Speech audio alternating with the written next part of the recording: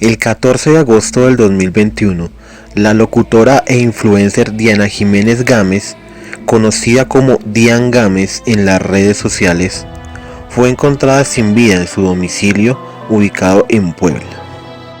De acuerdo con la información de medios locales, el cadáver de la mujer de 36 años fue hallado en su vivienda del fraccionamiento Villas Benavente, donde habitaba la mujer conocida por sus tutoriales de maquillaje que compartía en TikTok e Instagram.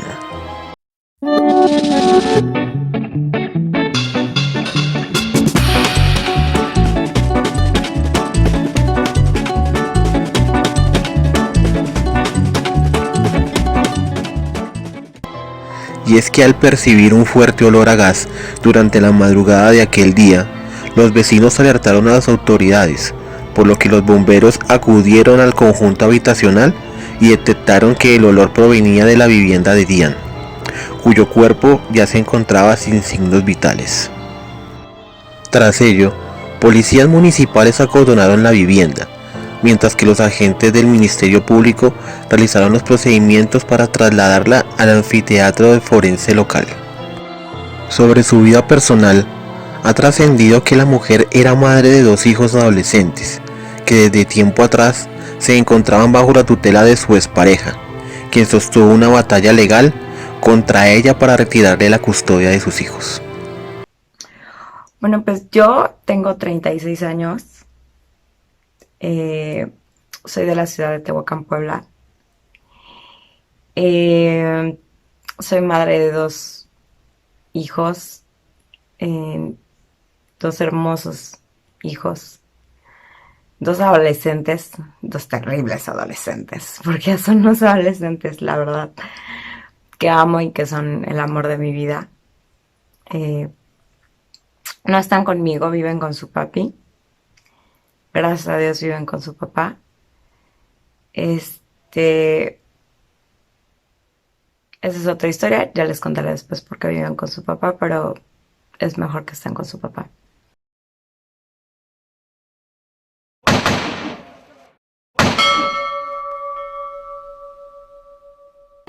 Esta situación toma importancia, debido a que pese a que en un primer momento las autoridades dedujeron que se había tratado de un suicidio o una fuga de gas no atendida, surgió la hipótesis de que su exmarido podría haber tenido algo que ver, puesto que al ser buscado para interrogarle no fue encontrado y presuntamente se desconoce su paradero.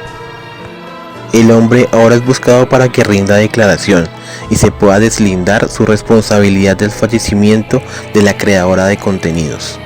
Debido a esta situación, la Fiscalía General del Estado de Puebla realiza investigaciones para determinar si se trató de un suicidio o un feminicidio. El Sindicato de la Industria de Radio, Televisión y Telecomunicaciones lamentó la irreparable pérdida de la locutora y envió sus condolencias. Que haya mucha luz en tu camino, Dian, hasta siempre. Se publicó sobre la joven que contaba con más de 7.000 seguidores en Facebook y más de 3.000 en Instagram. Dian también tenía un canal en YouTube en el que alcanzó a colgar apenas 6 videos desde el 23 de enero del 2021, con una grabación en la que contó por qué deseaba volverse youtuber. La locutora buscaba expandir su contenido y videoblogs en el resto de las plataformas digitales. Hace mucho que quiero abrir mi canal de YouTube y siempre he tenido ganas como de compartir experiencias, ¿no? Como de compartir experiencias personales, vivencias, cosas bonitas, cosas chidas, cosas feas. Siempre he tenido ganas de hacer algo bueno para alguien, algo interesante, que les deje algún tipo de mensaje a alguien más. Ha llamado la atención que en uno de sus videos contó la razón por la que, pese a que eran el amor de su vida, prefería que sus hijos estuvieran con su papá, y explicó que en ese momento se sentía muy bien, por lo que realizó una sesión con un conocido fotógrafo de la región y dijo: es mejor que mis hijos estén con su papá.